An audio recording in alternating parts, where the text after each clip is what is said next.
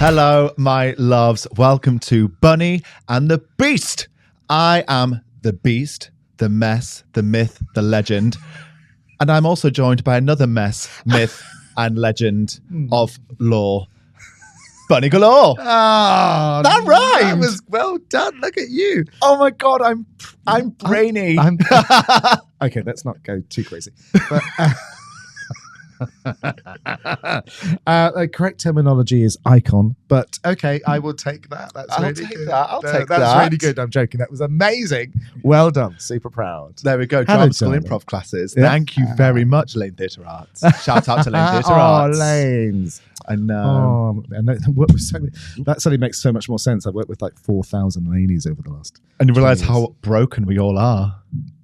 I can't think of one that's actually in one piece. No, I've done two different. I've seen two my closest friends that were lanies in the last week, and nope, pretty much still broken. Yeah, very much so. Hi Tom, hi Scott, and me as well. Suddenly make it. Suddenly all the. I'm like a black hole. Lanies gravitate to me. You should have just finished that with a full stop. I'm just a black hole. Anyway, I'm really tired of the weather, James. Make it change. If I was Storm from X-Men, I would, but I'm not. Are you not? No, unfortunately not. Who's the guy that he does Hairspray as well? The guy with the glasses, with the James Marsden. James Marsden. I sentenced him to death at the London Dungeon years and years and years ago. Yeah, it was the judge. I'll sentence him to something else. Oh my goodness, that smile! I literally nearly fell out of off the set. I was like, oh my goodness, it's so pretty, it's so beautiful, and a really lovely guy. Really, He was very up for it. He was very, very kind. Lovely. What have I been up to? I went to go watch Ava Max perform in concert. Yes. Ava Max. Yes. So the she's, the gays, the theys were living their best life. She was performing at the O2 in Shepherd's Bush. Right. Absolutely fantastic. So good. Met her afterwards, gave her a little hug, and I was like, "You're really cool." Oh. She was really sweet. She looks gorgeous. I only know some of her songs, so I've never seen much footage. The one that's live. like, "Do the better the psycho, a little bit psycho." Out of my mind, but in a proper key. I was just going to say, careful of copyright singing on the podcast. But I think I'm not sure of the rules. So anyway, I think singing along's fine. I think it is, and maybe with the right method. Mother Malin, I'm booking in for more sessions. I'm booking in for sessions. You know what? Immediately. I would never criticize someone else singing, but I had our friend. The reason I know James is through our friend Owen Malin, and he's an amazing vocal coach. And he's quite strict though, isn't he? He's quite strict. Quite strict. Yes, quite is not the word I would have used. But she gets results. Oh my God, incredible results, and incredible. But I think it's the Irish accent. Yeah, it's not soft, is it? No, it's going to kill us for this. We would bring her on, but we can't give subtitles for audio platforms. And she's listening to this right now, or watching it on YouTube and going, brave.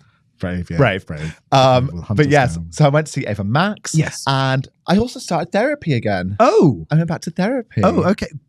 Amazing. Yes. I think I don't know if we touched on it on here, but we certainly talked about it in. We're going to get onto it at some point. We're very early on in this new journey, but I'm very excited when you say for go back, it. Have you done it before? I did it before on a online platform, which was all right. Wasn't the best during 2020, or what was this? It was a year ago. Okay. Yeah, a year ago. So why was it online? Is what I was thinking.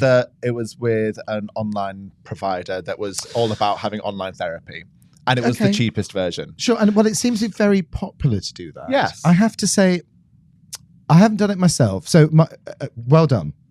I haven't done it myself. There's probably times this week in the last 25. Oh God, how many? Last 45 minutes. 45 minutes. That from home to here, basically to the studio. I probably should have done it. I haven't quite ever. Actually, about 18 months ago, I think I was in a very stressful place, and I probably should have done then. Yeah. But I knew it. I recognized it wasn't really internalized. It was external things that were pressurizing me. Yeah. So once they finished, I knew it would be okay. But it was touch and go for a while. No. So I've never done it myself as of yet. I'm not saying I wouldn't, and I think it's a brilliant idea. The online thing seems to be the easiest option at the moment. It seems the easiest option. For me this time around, I was very big on, I don't want online, I want in person. Because for me, I grew up in the technological age. I can say anything through a screen. I can say anything on text, I can say anything on message, I can say anything through the medium of my phone. But it's when it's in person, that's when it's, to me, that's what's scary. And I'm a big believer on, if you do something that scares you, it's going to make you grow as a person. Yeah. Do something that scares. If you stay in your comfort zone forever, you're never going to change and never going to grow. Yeah. I've done a lot of work on myself. Like I notice behavioral things where I'm like, oh, you're not that good there. And I've done a lot of work on that. And I'm like, okay, let's take this to the next level. I'm a big believer on, I don't need someone to fix my life. I'm the only person who can fix my life. No one's going to show up. Only I can show up for me. But we're not going to talk about therapy today. Today, we're going to talk about something called sexual awakening. Oh, yes, we are. I got the idea for this. I went at the bus stop in Vauxhall at 5 a.m. in the morning. Literally 10 minutes ago. You thought I went for a loo break. You don't know where I went to. I went to go watch Sister Act with one of my sisters. Oh, did you? One of my sisters, yeah, in the summer, back in the summer. The London production? Yes, the one at the event in. Right, okay. I need to go and see the tour. My friend Leslie's in it, and I need to go and see her on the tour. Yes. We should go, actually. It's in Southampton in a couple of weeks' time. Oh, it's brilliant. Because she's playing Mother Superior on the tour. And she's in the London production, but Jennifer Saunders is playing that role. Name drop clang, obviously. Name drop clang. But proper friend. Yes. And one of my sister's friends, a girl called Emily, she was talking to me about another friend that my sister has who's still in Yorkshire, who's, when people kind of say in Yorkshire, they kind of then do the settle down thing, have kids. A real life. I've heard tales of these. I know. I've yet to see it. It's like a unicorn. It doesn't really exist. London, no. One, to me, I don't understand the heteronormative lifestyle anyway. I'm like, who plays the man and who plays the other man? I don't know. I don't get it. I'll draw you a diagram. It's fine. Oh. Please don't.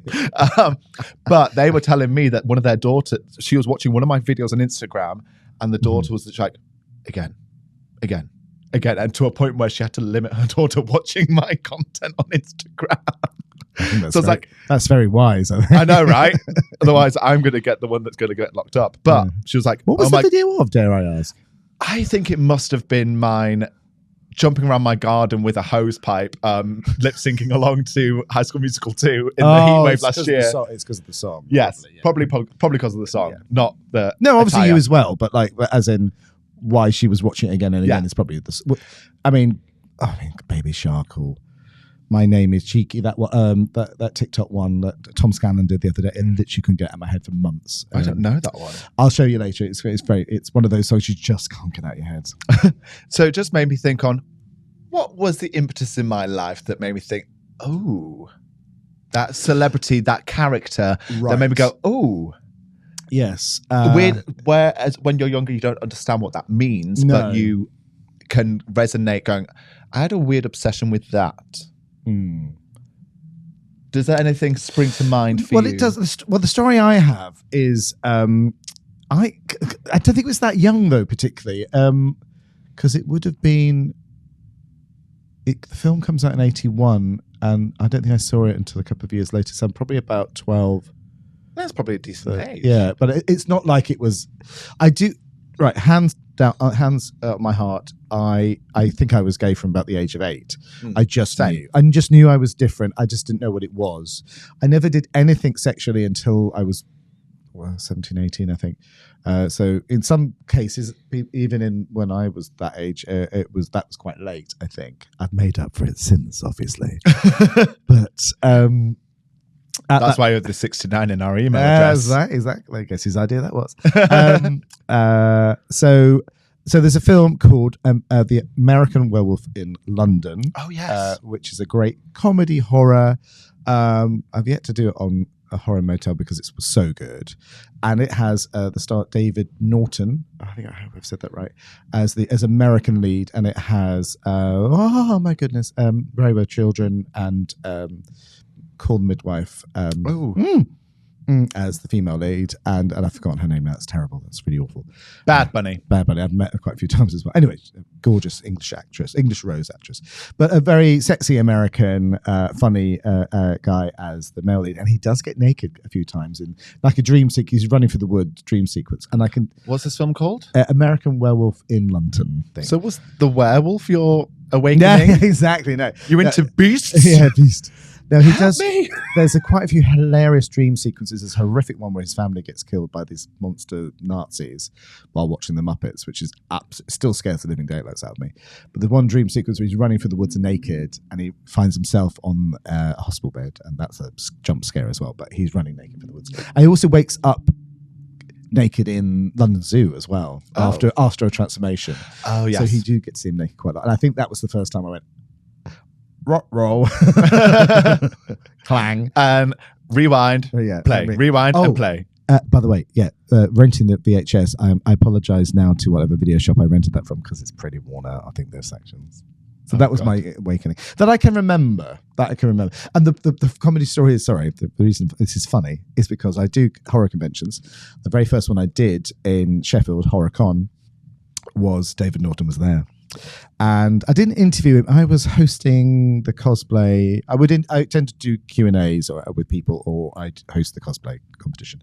And he was one of the judges. I think, when you go, don't say it.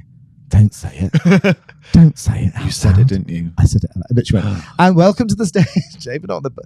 Man, I've had a crush on since I was 11 years old. Round of applause. Oh no, Bunny. But I think he probably gets that quite a lot because he was naked in a film, and it was very. What rating was the film? I think it is an 18. I think it's definitely an 18. Yeah, judging from it, everyone gets quite naked in it. It's going to bug me who the female star is. I'm going to look that up now. What was yours, my darling? Oh, I have two. So I remember watching at primary school. For some reason, in religious studies, we decided to watch Joseph and the Technicolor Dreamcoat movie. I wondered where that was going. Then I was thinking, please don't mention a cross. We watched Passion of the Christ, and it just. When they spiked him, it just really got me going. No, it was Donny Osmond in Joseph. Donny Osmond in Joseph. Particular scene when he is locked up by the Potiphar's and he sings "Close Every Door," and he's in the loincloth. He's in the loincloth. And he's got the long hair and yes, no, I get that. I get that. By the way, Jenny Agutter, of course, is from Call the Midwife and The Wayward Children, and directed by John Landis. Bad for me forgetting those things. And then the second one was, this is from a very bad film. It's I think it's quite culty superhero film. Sure. Queen of the Cult movies. Yes. Queen of the Cult movies. Chris O'Donnell in Batman and Robin. Well, it's very mainstream. Yeah, it's a very big mainstream cult movie, but yes, it is. And I think we all It's also not very good. No. If I remember right. Batman and Robin is the fourth one, isn't it? It's the... All I remember is it was... Who's Batman? George Clooney. So it's the fourth one, yeah. With Arnold Schwarzenegger and Uma Thurman. Uma Thurman as Poison Ivy. Oh gosh, Poison Ivy. She's the worst. I love her, but she did the movie version of the TV show Avengers as well, which is the worst movie of all time. Which is like they look like they hate each other on camera, and the whole point of the Avengers is the charisma of the two leads. But Poison Ivy is very similarly like it's pain, darling. It's dreadful, but obviously problems on set. Not their fault. I think it's problems on set. There seems to be a running theme in superhero movies. It's the nerdy person who ends up getting all their books thrown out their hand and no one helps them, becomes a villain. Yes, yes. Did they just help people a bit more, then we have less villains. Yes, maybe. But also Poison Ivy and Mr. Freeze. There we go, everybody. Help people more than be less villains. Well, that depends on which way you vote. So vote. But I think in that film also Mr. Freeze and Poison Ivy were like trying to preserve. Mr. Freeze wanted to keep the the world. He probably wanted to freeze the Earth, but it's probably because the Earth was rising too high in temperature. So Greta Thunberg is probably loving Mr. Freeze. Yes. And I think Uma Thurman wanted to preserve the rainforest or preserve the natural world. None of the and Bane as well. Bane was just this dumb Bane smash kind of character. It wasn't. They weren't very. None of the storylines really crossed over. Yet they were all working together to fight Batman and Robin. But obviously, they're very famous. It's when they put the suits on, isn't it? Oh, it's well known. Well, it's well known for this because they brought in the metallic nipples. Yes. Like if you Google Chris O'Donnell, George Clooney in Batman and Robin, you will literally zoom in. Like I've got it right here for Bunny to see. Yeah, very literally impressive. Yeah. Very well, he's in both. Actually, he's in the third one as well, isn't he? Is he? He's in Batman Forever as well. Oh, Isn't that where he gets introduced, and then he's in the fourth one as well? Because the fourth one isn't it Batgirl? Oh as no. well. Am I getting that right? Yes, because that's got Alicia Silverstone, Yeah, so that's who I always get confused with Reese Witherspoon and Christina Applegate. Yeah, if you at the time very time, aware they're different people, but I can totally understand why you. all three of them, they're all white, they're all blonde, they all look the same. Yeah, to a 5, 6, 7-year-old. No, James. totally. They are. I really understand that. They're very, very similar, and kind of done the same kind of vibey movies as well. They've all been on. I think they've all been on Friends. Yes, because sure so Reese played Jill, the sister. Christina Applegate played Amy, the other sister. Yes, who was like, oh, why'd you name her baby Ella? That was such a nice name. Like, if I die and the crazy plate lady dies. And did Alicia Silverstone play the others? I think Rachel was one of four sisters. One of four. No, I don't think Alicia has done that. I don't think she has. No, I'm thinking it's Christina Applegate. Yeah, I think it's Christina Applegate. Again, white, blonde, all look the same. Yeah. Unless it's on Will and Grace or something like that. A similar show, perhaps. No, she didn't do Will and Grace, I didn't think. No. I remember Claire Danes doing Will and Grace. Right. Because she played Leo's ex-girlfriend. But it's also the only girl Will ever had sex with. And that's what Grace had a problem with. Yes. That's right, isn't it? She was like... But she's had your kebabs. And Leo's there like, she's had my kebabs. Why don't you care? It's like, no one cares, Leo. As we always seem to do, we go to the world of the socials to find out other people's sexual/queer awakenings. So I can say that Chris O'Donnell was a very popular choice. I bet, yes. No, I understand that. Yeah. I completely get that. Especially age-wise, because I don't know how old he was at that point. Probably 24, I guess, and probably looks a bit younger. For a young, by that I mean if you're talking teen awakening. Probably that teen awakening. But I think that movie came out 95 or 97.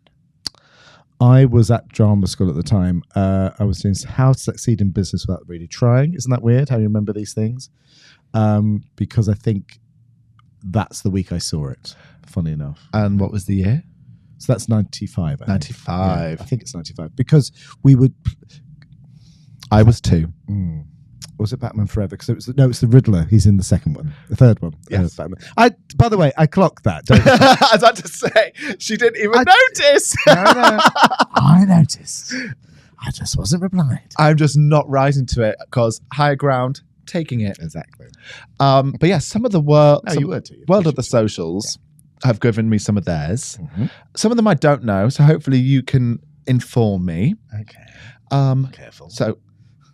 Because you're so wise and knowledgeable of the world. Nice save. And ancient. Okay. There we go. So close. Matt Baker and Simon Thomas on Blue Peter was one of them. Yes. When did they do that? They're the noughties, I think, aren't they? They're kind of around the revival of Doctor Who, I think. So it's mid-noughties, I'd say. The haircuts look very noughties. I think. I never watched Blue Peter, so I wasn't one of those kids. I'm very much a Blue Peter boy, actually. The only person I know is Gethin Jones. Oh, lovely Gethin. Yeah, I adore him. I watched it. Remember when I was a kid, there was only 3 channels at that point, so it was ITV. ITV had what was it? Tiswas and things, the anarchic, naughty stuff. Okay, and Blue Peter was very kind of not middle class, posh, but like it was. Yeah. So I was very, and also because Doctor Who would turn up on Blue Peter because it's BBC. So I'd watch. So I was very much Leslie Judge, Simon Green, Peter Duncan, that kind of era of. The old names I recognise, but I could not put a face. Yeah, they all went on to be, they became well known in their own rights. Another person went on to say, I hope I'm saying this correctly, Matt Bomber. Or or Matt Bomer. Bomer. Show me a photograph. Have we got a photograph of them?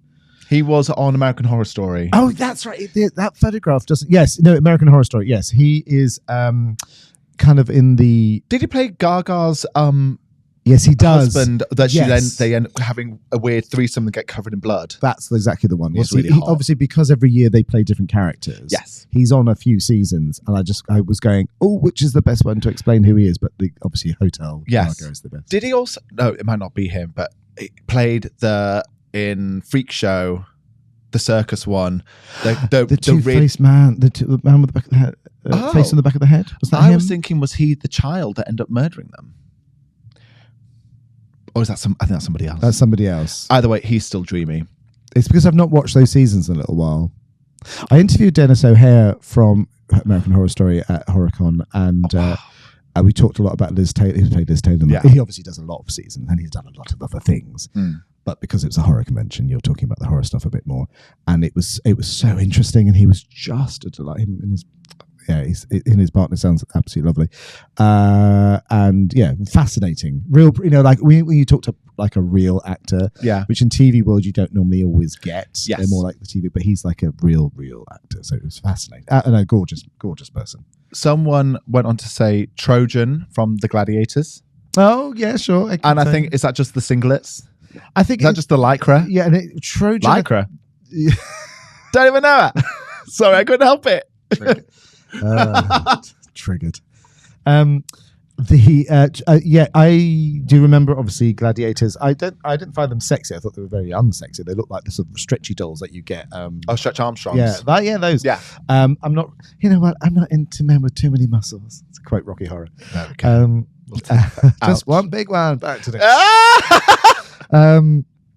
There we go. So I don't find that sexy.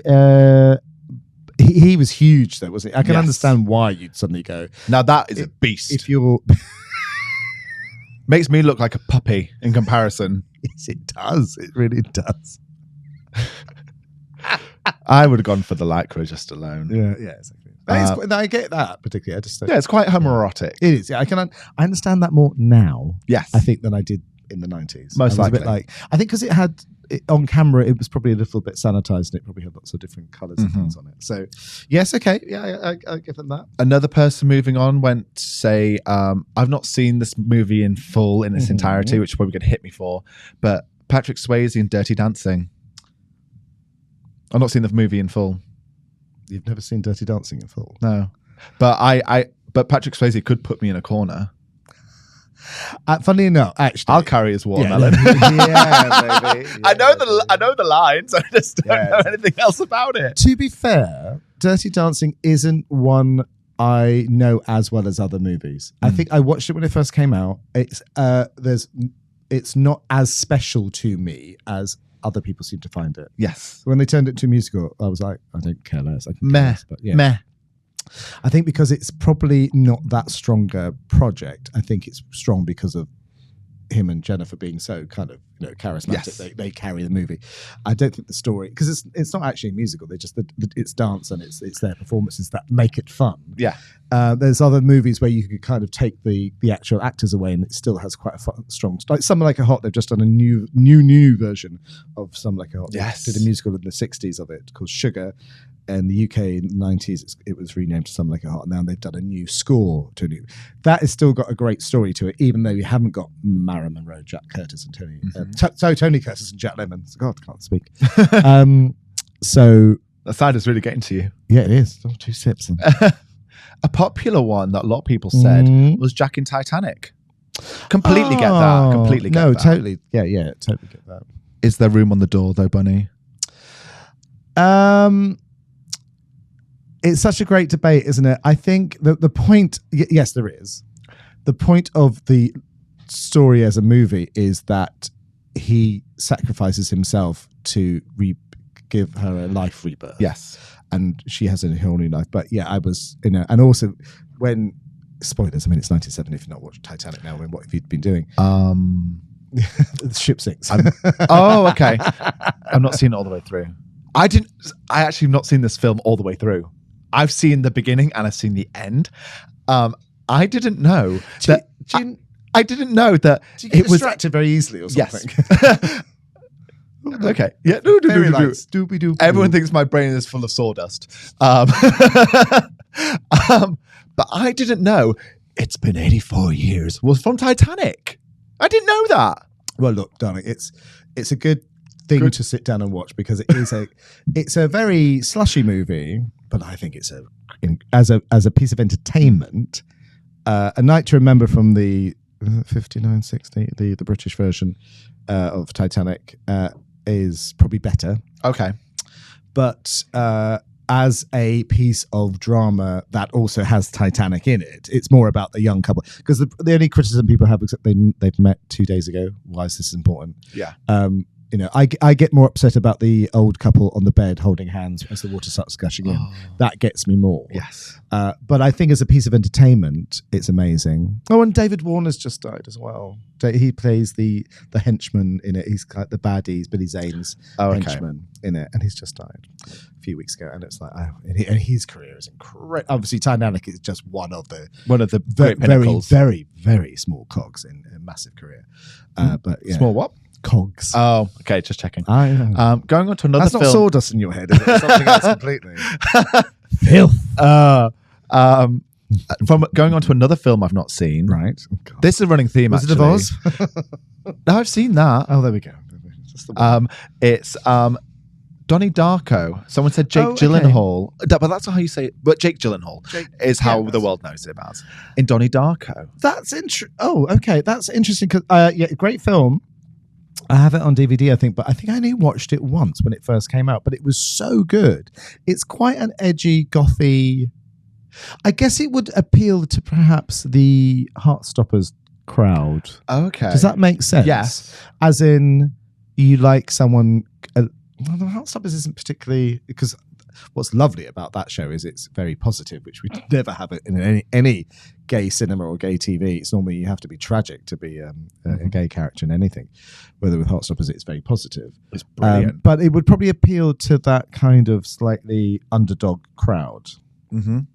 Okay, yeah, I could get that. Makes sense. He's not like a big testosterone hero, sort of aggressive. It's kind of very.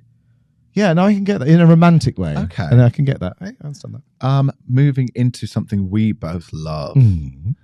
Angel. Oh. David Boreanaz. David Boreanaz, yes. I remember being very young and being like, who's that? And I think I remember so vividly seeing a photo shoot of him in like, it must have been a bathtub or a pool or something. And I was just like, David Boreanaz, shower. David Boreanaz, bathtub.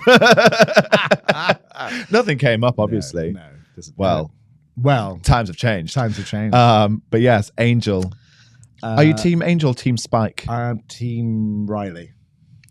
Really? Oh, okay. It's my Cancelled. It's my way of getting it. No, season 4 is probably my favorite season of Buffy, but I think because it becomes more centric to her than it does about a love story. Yes. No, I'm joking. It's kind of a way of getting it. Right. Actually, I've rewatched season 4 lately, and I went, I don't remember. I thought I liked Riley more than I did, and actually, it's a bit more of an annoying character. I remember really being. I think because maybe emasculated. Yeah. My girlfriend's super hot and super strong, and actually, she doesn't need me. Yeah. Which is the whole point of the character, but it becomes a little bit. Oh, okay. But I remember thinking, I thought it was hotter at the time. Obviously, I go for blondes. But no, I am Team Angel, and I absolutely love Spike. But as far as I think because we all went on that journey from the start with Angel. Yes, I'm always like that. I want the first boyfriend. It's like with Gilmore Girls. I want Rory to be with her first boyfriend. It's much as all the other characters that come in to replace that. I think she has 3 big love stories on the show and the revival, which are probably more suited to her. But I always think the first love is the deepest. Yeah, and even in season 7, it's in the last series of Buffy when Xander's having a go at Buffy, being like, "Oh, what do? You just bust us around." Tension's really high, like end of the world's happening. And she literally goes, "I killed Angel." And that reveal is she's like, don't tell me I don't give everything for this because I killed the person I loved more than anything. And she's like, I would have given everything for him. And Yes. And it was a line, they never cleared it up at the time where Xander had said to Buffy, do it, and from Willow, but Willow hadn't said that. Yes. And that's when Willow suddenly goes in that season 7 episode, goes, I never said that. Yeah. So it actually cleared up a little continuity thing that had been bugging people for ages, but it was such a great, I mean, probably I just forgot about it back then. Yeah. That was just a mistake. But then to reveal it then was such a glorious, we need to talk about Buffy at one of these episodes. Oh, definitely. Someone went on to say Chris Evans in Fantastic Four. Okay, sure. Okay. I'd say Chris Evans in anything. Yeah, in anything. The thing I know him most for is the whipped cream moment in Not Another Teen Movie. Oh, yeah. That yeah, way yeah, just like, yeah. And definitely. then he turns around, he's got a banana split. Yeah. Great guy. Moving into animated features. Animated. Oh, yes. So someone did say Peter Pan. I was like, I'm not entertaining that because that's the boy that never grew up. I'm never entertaining that. No. I have a lot of friends that have done Disneyland lately. I think Stan is one of those, actually. And boy on Jersey Boys and somebody else. And they're all dressed as Peter Pan. And, obviously they're adults. Yes. But you suddenly go, that looks a bit too pretty. That's a bit confusing. Yes, the boy that never grew I'm up. very aware you're 25 when you're doing this, but it's like that's probably not such a great idea. Someone went on to say Kovu from Lion King 2.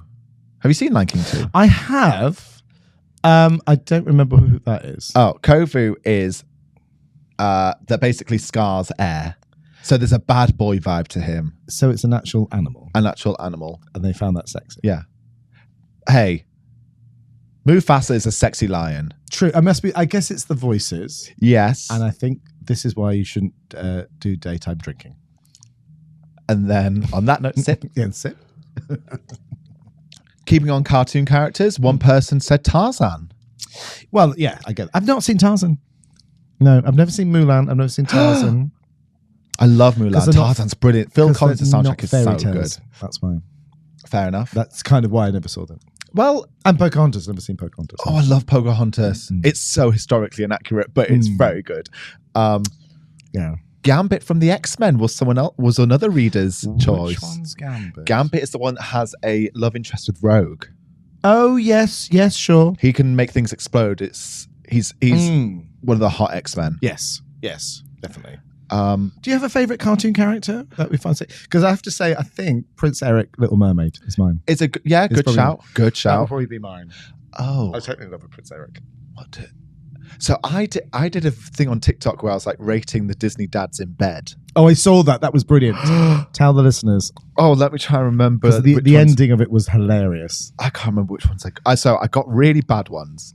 It was all like none of them were vaguely attractive. When you do Disney dads, I mean, you want to get Zeus, you want to get Triton, you want to if you admit that Mufasa is a sexy lion, I'll die on this hill. Mufasa is a sexy lion. You want Mufasa.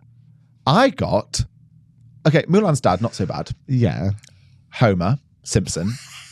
That's not Disney dad though. But they own it. I think Disney Plus own it or something like that. They own Fox or something. I don't know. Alec Guinness is Ben Kenobi. Well, he is very sexy. Ooh. Who else was there? I had the Sultan from Aladdin. That was almost made me laugh. And it was the last one. The last one was Geppetto. Oh no, Geppetto. I was going to say Crazy Old Maurice as well. Crazy Old Maurice, huh? Yes. I was like, come on, please. I think I look like Crazy Old Maurice after the weekend I've just had. Not just after the weekend, babes. You're really funny. Which one of these cables are live? We have our first female answer. Ooh, far away. Who would your female one be? My crush. Yeah. First crush. What was my first crush? Janet Ellis from Blue Peter. Oh, a Blue Peter presenter at the time. She took over from Leslie Chubb. Yeah, actually, she is the mum of Murder on the Dance Floor.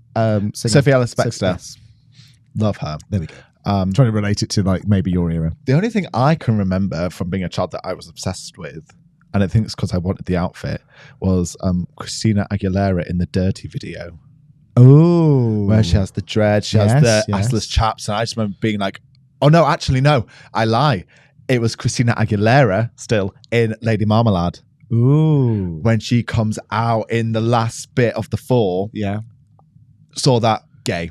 Yeah. I thought, yes, this is me. But this person's Just at that point, you thought female awakening yes. was Michelle Pfeiffer in Grease 2. Oh, I hate Grease. I've not seen Grease 2. I love Grease. Again, it's kind of my ear. Again, it came out when I was a kid, so it's kind of DNA. Yeah. Star Wars and. But I went on to say, going on from Michelle Pfeiffer, it's Michelle Pfeiffer's Catwoman.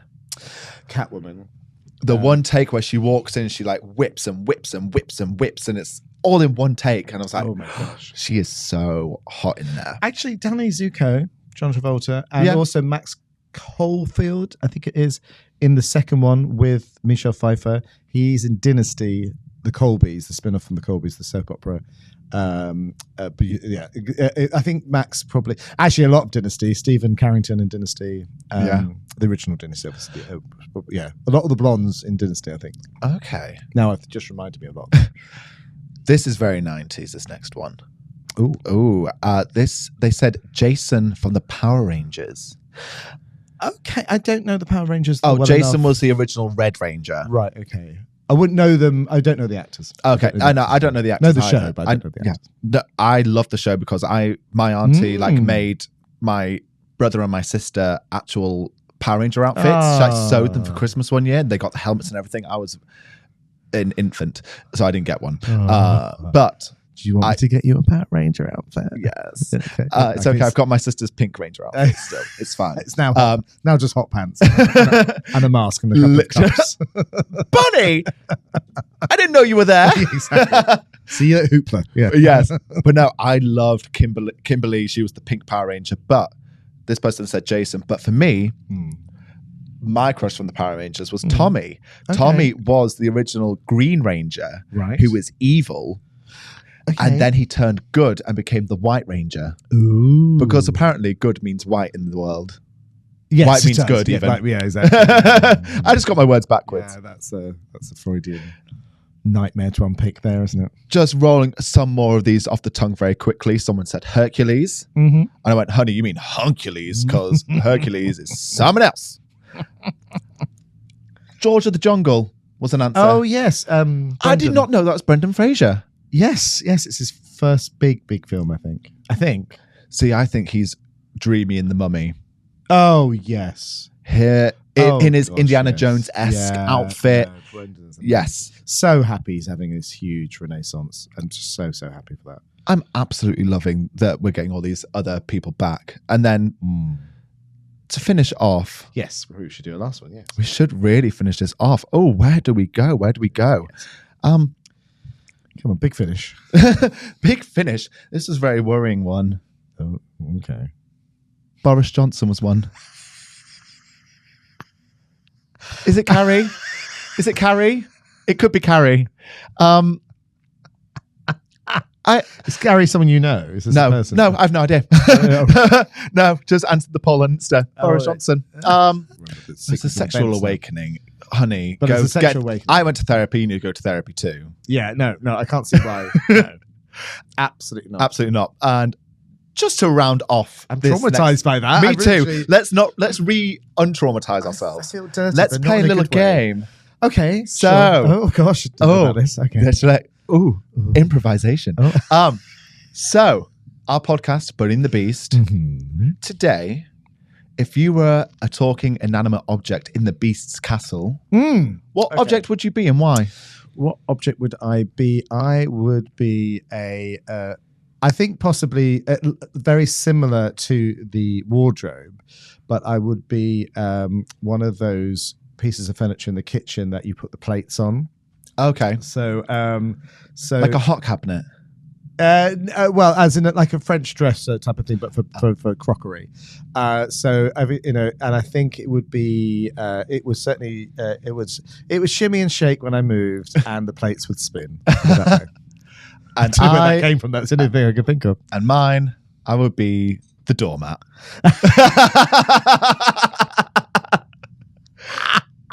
And on that note, folks, Bunny, where can we find you on the socials? I just want to say typecasting. That's all I want to say. Rude. I get fair. So you can find me on Instagram at The Real Bunny Galore on Instagram and at Bunny Galore, no longer blue ticked on Twitter. And you can find me, never been blue ticked, at James Colebrook __ and drop us an email at bunnythebeast69@gmail.com with any comments that you may have, any subject matters you want us to talk about. We're open to many, many ideas. So from here at Bunny and the Beast, we shall see you next time. Bye-bye.